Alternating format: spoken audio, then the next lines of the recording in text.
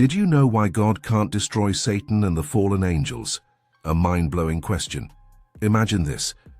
You are standing at the edge of a battlefield, but this is no ordinary war. It's a war older than humanity itself, a war between heaven and hell, between divine justice and ultimate rebellion. At the center of this war is a single being, Satan, the fallen angel, the deceiver, the prince of darkness. Now here's the question that has baffled theologians, philosophers, and believers for centuries. If God is all-powerful, why hasn't he destroyed Satan yet? Think about it. In an instant, God could wipe out Satan and his fallen angels. He could erase every trace of evil with a single word, but he doesn't. Why? Is God unable to destroy Satan? Impossible. He is the Almighty. Is he unwilling? But why would a loving God allow such evil to persist? Or is there a deeper reason? One that goes beyond human understanding.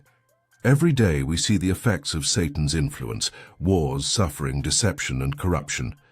He whispers lies into the ears of kings and nations. He twists truth into falsehood. And yet, he still exists. Could it be that his survival is not a sign of God's weakness, but of God's ultimate plan? In this video, we're going to uncover the real reason why God hasn't destroyed Satan and what it means for us today. But to understand this mystery, we have to go back to the beginning, before time itself, when Lucifer was not yet Satan, but the most radiant of all angels. The fall of Lucifer, more than just a rebellion. Before he was known as Satan, the prince of darkness, he was Lucifer, the morning star, the most radiant and powerful of all angels. He wasn't just another celestial being. He was one of God's highest creations, described in Ezekiel 28:12-15 as being perfect in wisdom and beauty, adorned with every precious stone, walking among the fiery stones of God's divine presence. He stood in a place of honor, near the very throne of God, leading the heavenly hosts in worship. Yet despite having everything, something dark began to grow within him, a silent whisper of discontent, a dangerous thought that would change the course of eternity. At first it was just a question, subtle and insidious. Why should I serve when I could rule? As that thought took root, admiration turned into envy, devotion into ambition, and humility into pride. The gifts God had bestowed upon him, the beauty, the wisdom, the authority, became the very fuel for his downfall. The splendor he once used to glorify his Creator, he now desired for himself. And so, in the depths of his heart, Lucifer conceived a rebellion. Isaiah 14:12-14 captures his infamous declaration, "I will ascend to the heavens. I will raise my throne above the stars of God. I will make myself like the Most High." This was no ordinary rebellion. It was an open challenge to the very sovereignty of God. Lucifer did not just want more power, he wanted all power. He did not seek to overthrow God's throne. He sought to take it for himself. He longed not to be a servant of the Almighty, but to be worshipped as the Almighty. But he did not rise up alone. With words as smooth as silk and promises as sweet as honey, he whispered his deception to the other angels, twisting their devotion into doubt. The Bible tells us that 1/3 of the heavenly host chose to follow him, Revelation 12:4. These were not weak or foolish beings. These were celestial warriors, creatures of immense power and intelligence. Yet they were seduced by the same lie that Lucifer himself believed: you can be like God. And so war broke out in heaven.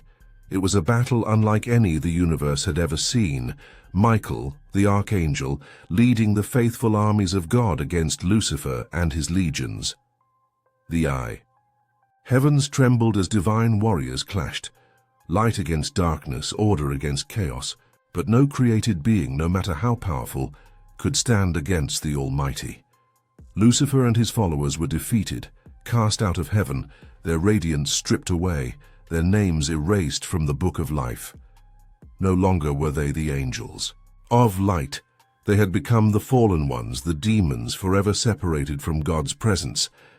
But here lies the great mystery. If God is all-powerful, why didn't he destroy Lucifer and his army the moment they rebelled? Why not erase them from existence and be done with it? Wouldn't that have been the simplest, most logical solution?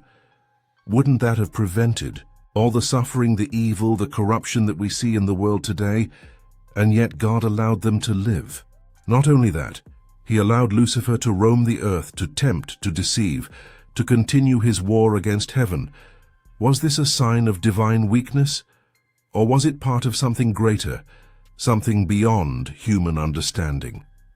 The answer to this question takes us into the depths of God's justice, his mercy, and the cosmic battle that still rages to this day. 2. Why didn't God destroy Satan immediately? If God is truly all-powerful, why didn't he destroy Lucifer the moment he rebelled? Why allow an enemy to exist when he could have ended him in an instant? At first glance, it seems like the simplest solution. Wipe out Satan, erase his influence, and prevent all the evil that would follow. But the ways of God are not the ways of man, and his decision to allow Satan's continued existence is not a sign of weakness, but of divine wisdom and justice. To understand this, we need to look at 3 fundamental reasons found in the Bible. Free will, the revelation of sin's true nature and the fulfillment of divine justice. One of the greatest mysteries of creation is that God did not make robots. He made beings with free will. Angels, just like humans, were created with the ability to choose. Lucifer's rebellion was not an accident. It was a deliberate choice, an act of free will driven by pride. Had God destroyed him immediately, it would have sent a message to all creation that disobedience is met with instant annihilation. But what would that prove? If God rules through love, not fear, then instant destruction would contradict the very foundation of his government. The other angels, those who remained loyal, might have obeyed out of terror rather than love. They might have wondered, was Lucifer actually right?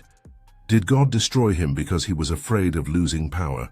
By allowing Satan to continue, God was making a statement. His rule is not based on force, but on truth and love. Every created being must serve him out of choice, not out of fear. If a deadly poison looks beautiful, would you believe it is dangerous just because someone tells you? Or would you need to see its effects? Sin at first does not always appear evil. It can look appealing, like something desirable. Lucifer's rebellion was wrapped in the illusion of freedom, self-exaltation, and enlightenment. If God had wiped him out instantly, the universe would never have fully understood the true nature of sin. Instead, God allowed history to unfold, so that all creation could witness the true consequences of rebellion, the suffering, deception, and destruction that follow when a being turns away from God. The fall of humanity, the corruption of the our world, the endless cycles of war and death. These are not the works of God, but of the one who first rebelled.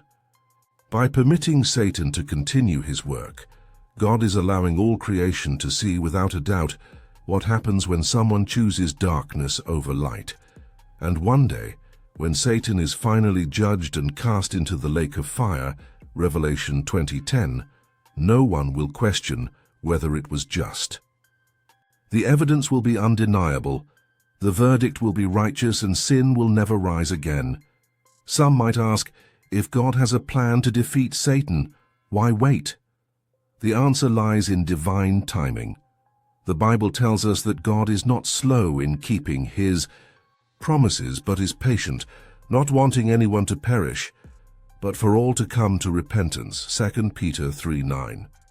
His delay is not hesitation, it is mercy. Right now we are in the middle of the story.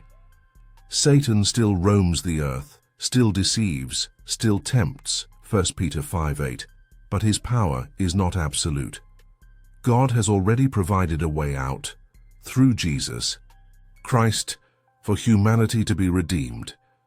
The delay is not about giving Satan more time. It is about giving us more time, giving people the chance to choose between God's kingdom and the enemy's deception.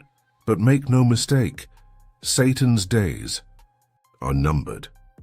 Revelation 20:10 makes it clear that his destruction is certain. There is an appointed time when justice will be fully carried out. The great battle between good and evil is not about raw power. God could destroy Satan in an instant, but about revealing truth, proving righteousness, and ultimately restoring creation to perfection. So why doesn't God destroy Satan right away? Because true justice is not about quick vengeance, but about ultimate truth. Every being in existence must see, beyond any doubt, that God's way is just, and that rebellion against him only leads to death. Only then, when the last soul has chosen their side, will the final judgment come, and with it, the end of Satan and his fallen kingdom forever. 3. The cosmic trial, a battle for allegiance. From the moment Lucifer was cast out of heaven, the battle was no longer just about power. It became a battle for allegiance. Satan could no longer claim dominion in the heavenly realms, but he set his sights on a new battlefield, Earth. If he could not overthrow God directly, he would strike at the heart of his creation. Humanity, made in the image of God, became the center of this cosmic war. The Garden of Eden was not just the birthplace of mankind, it was the first battleground where Satan used the same deception that had corrupted the angels. Did God really say, Genesis 3:1, with a single lie he planted doubt, twisting truth just enough to make rebellion seem like enlightenment. And so, humanity fell, just as he had. But this war was not fought with swords and armies. It was fought in the hearts and minds of every human being. The question was no longer whether God could destroy Satan, but whether his creation would choose him or reject him. If God had wiped out Lucifer instantly, the universe would have been left with fear, not understanding. But through time, through history, every being, angels, demons, and humans alike, would witness the full reality of what happens when someone chooses rebellion over righteousness. Satan's strategy has never changed. He disguises himself as an angel of light, 2 Corinthians 11:14, whispering half-truths that seem appealing but always lead to destruction. He corrupts, deceives, and blinds people from the truth, making them believe that freedom is found in rejecting God rather than surrendering to him. He creates chaos in the world not because he has power equal to God, but because he knows his time is short. Revelation 12:12. And yet through all this, God is not silent. He does not force allegiance. He invites it. Through prophets, through Scripture, through the life, death, and resurrection of Jesus Christ, he has provided a way back, a way to reclaim what was lost. The delay in Satan's destruction is not hesitation, it is patience. Every soul still has a choice. Every person still has time to decide whether they will follow the path of deception or the path of truth.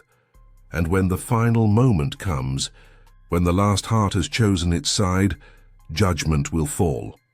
Not as an act of wrath, but as the ultimate fulfillment of justice. Satan and his fallen kingdom will be cast into the lake of fire, and God's reign will be restored in perfect peace. So, why hasn't God destroyed Satan yet? Because this war is not just about erasing evil. It is about proving once and for all that God's way is the only way, that his rule is just, and that love, freely chosen, will always triumph over rebellion. Or, what does this mean for us today? Every moment we live, we are in the midst of this great cosmic battle, not one fought with weapons and armies, but one waged over truth, faith, and the destiny of our souls. Satan has already lost his place in heaven, and his final judgment is certain.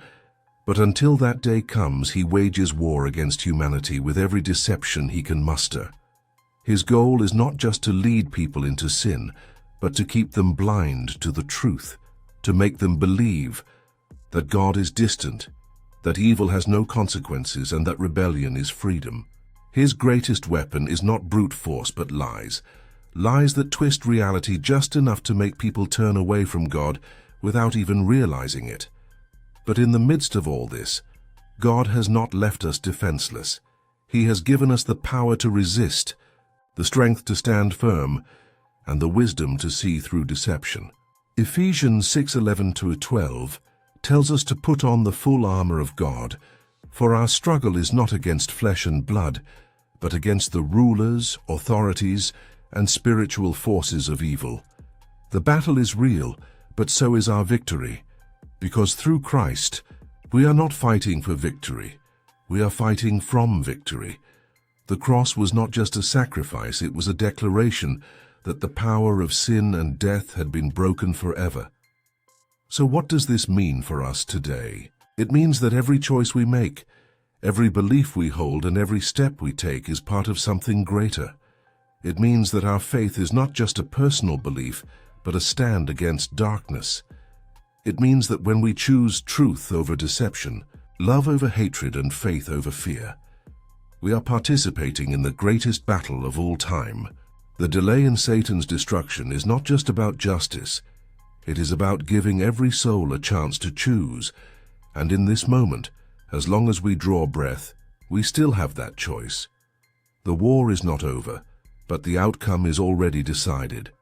Satan will fall, his kingdom will be destroyed, and God's justice will prevail. The only question that remains is this: when the final battle is won, where will you stand? And so the great battle continues, but its ending has already been written. Satan's time is running out, and the day will come when evil is defeated once and for all. But until that moment, the choice remains in our hands. Will we fall for deception, or will we stand in truth? Will we live in fear, or will we walk in faith? The victory belongs to God, but every soul must choose which side they will stand on. Thank you for watching and being a part of this journey as we uncover the deep mysteries of faith, history, and spiritual truth. If you found this video insightful, don't forget to like, subscribe, and share this message so that more people can join the discussion. Your support helps bring more content like this, and together we can spread the truth. Stay strong, stay faithful, and remember, the battle is temporary, but God's kingdom is forever. See you in the next video.